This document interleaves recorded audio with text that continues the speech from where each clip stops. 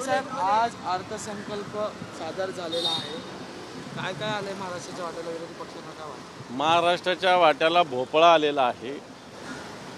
खरं तर देशातल्या विशेषतः बिहार राज्यानी, आंध्र प्रदेशनी ज्या पद्धतीनं केंद्र सरकारच्या छातीवर बसून आपल्या राज्यासाठी ज्या पद्धतीनं वेगवेगळे विकासाचे प्रकल्प घेऊन गेलेले आहे, महाराष्ट्राचं हे सरकारमधले मुख्यमंत्री, गद्दारी करून झालेले 2 उपमुख्यमंत्री, या लोकांनी खरं तर पळीभर पाण्यामध्ये, ज्याला हिंदीत चुल्लू भर पाणी में डूब मरना चाहिए, अशा प्रकारची स्थिती आहे. कारण या महाराष्ट्राच्या वाट्याला देशात सगळ्यात जास्त महसूल महाराष्ट्र देशाला देत असताना या महाराष्ट्राच्या वाट्याला मला असं वाटतं पूर्णपणे भ्रमनिरास झाला, अशा प्रकारची स्थिती आहे. जे 4 इंजिन जाहीर केले, कृषी, MSME, गुंतवणूक, निर्यात वाढ, याच्यात जर बघितलं तर याच घोषणा 2014 पासून हे सरकार करत आलेलं आहे. नुसत्या घोषणा आहे, इंजिन सांगितलं पण इंजिन याला मागे डबेच नाही मजबूतीचे. हे डबे इम्बॅलन्स आहे. भारताचा चौबाजूने विकास करायला तर अशा पद्धतीनं हा विकास हे 4ही जे इंजिन करू शकत नाही, अशा प्रकारची स्थिती आहे. कृषी क्षेत्राच्या बाबतीत सरकारने ज्या घोषणा केल्या त्या भ्रमनिरास करणाऱ्या आहे. बेरोजगारांच्या रांगा कशा पद्धतीनं वाढतील अशाच पद्धतीची स्थिती आहे. महागाई आणखी कशी वाढेल अशाच पद्धतीने बजेट आहे. त्यामुळे खऱ्या अर्थानं महाराष्ट्राच्या वाट्याला तर काही आलंच नाही, पण या भारतातल्या, हिंदुस्थानातल्या जनतेच्या वाट्याला सुद्धा मला असं वाटतं याच्यातून काही मिळालं नाही, अशा प्रकारची स्थिती आहे. घोषणांचा पाऊस, घोषणांचा सुकाळ, एवढंच या बजेटला नाव देत आहे. नव्या योजनांसाठी 10 लाख कोटींची तरतूद केलेल्याची माहिती सुद्धा अर्थमंत्र्यांनी दिली. मला असं वाटतं मागच्या काळाची तरतूद गेली, त्याच्यातून कोणत्या नव्या योजना झाल्या. 2 वर्षापूर्वी 70 नावानं बजेट केलं होतं.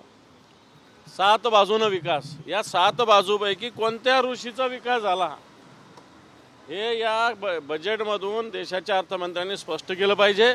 नुसतं नाव मोठं दिलं जातं, 70. आता मोठं नाव दिलं, 4 इंजिन, MSME, कृषी, गुंतवणूक, निर्यात वाढ. आता निर्यात वाढ कशी करणार? आयात निर्यात धोरणच आहे. मग कांद्याची निर्यात का करू देत नाही? सोयाबीनची निर्यात का केली जात नाही? आणि म्हणून या सगळ्या नुसत्या घोषणा आहे. निर्यात वाढ म्हणायची, पण आयाताचं प्रमाण या महाराष्ट्रात वाढवायचं. मग कृषी माल असेल, कापूस असेल, सोयाबीन असेल, तेलबी असेल, याची नुसती आयात होते, निर्यात कुठे होती? आणि म्हणून या सरकारचं हे घोषणाबाज सरकार आहे. जनतेला, शेतकऱ्यांना, युवकांना कोणत्याही प्रकारे आधार न देणार आहे सरकार आहे. तशी स्थिती बजेटमधून दिसते. सर्वसामान्यांना टॅक्समध्ये राहत मिळावी यासाठी 12 लाखापर्यंत जो स्लॅब आहे तो वाढवण्यात आलेला आहे. कसं बघताय? कुठे वाढवलेला आहे? माझ्याकडे याचं डिटेल आहे. 12 लाखला 10% भरावं लागणार आहे टॅक्स. 12 लाख ज्याचं उत्पन्न आहे त्याला 10% टॅक्स भरावं लागणार आहे. घोषणा वेगळी आहे, प्रत्यक्षात वेगळे. माझ्याकडे डिटेल्स आहे. ज्याचं 12 लाख उत्पन्न आहे त्याला 10 लाख रुपये 10% टॅक्स आहे. सर, आपण जर बघितलं, एक दुसरा वेगळा प्रश्न आहे. धनंजय मुंडेची पाठराखण ज्याप्रमाणे नामदेव शास्त्री करतात, याकडे कसं बघतील? कारण ते म्हणतात की सगळेजण एकत्र येऊन धनंजय मुंडेवरती आघात करतायत. संतांनी आशीर्वाद देणं गुन्हा आहे का, असं ते म्हणतात. संतांनी आशीर्वाद दिला पाहिजे, पण तो गुन्हेगारांना नाही, दोषींना नाही. संत सगळ्यांचे असतात, सगळ्या समाजाचे असतात, सगळ्या जातीचे असतात, सगळ्या धर्माचे असतात. कोणत्याही एका जातीपातीचे नसतात. संतांचा आदर या देशामध्ये, या महाराष्ट्रामध्ये सर्वसामान्य जनता करत असते. संतांची कधी जात पहिले नाही, म्हणजे खरं तर संतांचं मूळ आणि कुळ कधी बघितलं जात नाही. आणि त्या पद्धतीनं संतांनी मला असं वाटतं सगळ्यांना आशीर्वाद दिले पाहिजे. ज्या धनंजय मुंडेंच्या चेले चपाट्यांनी खून पाडला देशमुख कुटुंबियांचा, हा या शास्त्रींना मान्य आहे का? हा माझा त्यांना सवाल आहे. एखाद्या सर्वसामान्य कुटुंबातल्या एखाद्या सरपंचाचा खून पाडणं आणि हे लोक धनंजय मुंडेंच्या जवळचे असणं, मला असं वाटतं हे काय खोटं आहे का? हे सत्य आहे.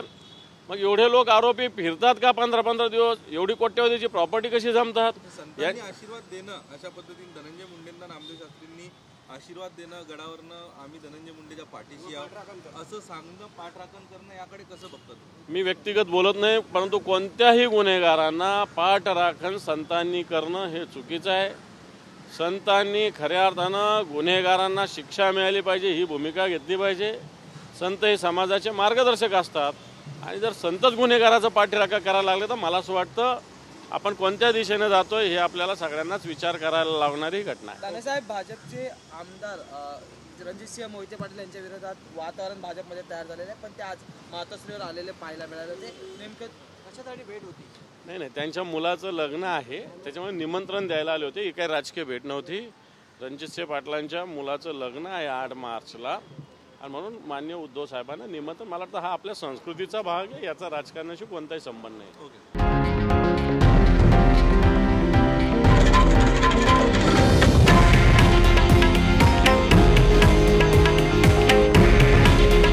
हे आहे देशातील नंबर 1 न्यूज नेटवर्क आणि आपण पाहत आहात TV9 मराठी.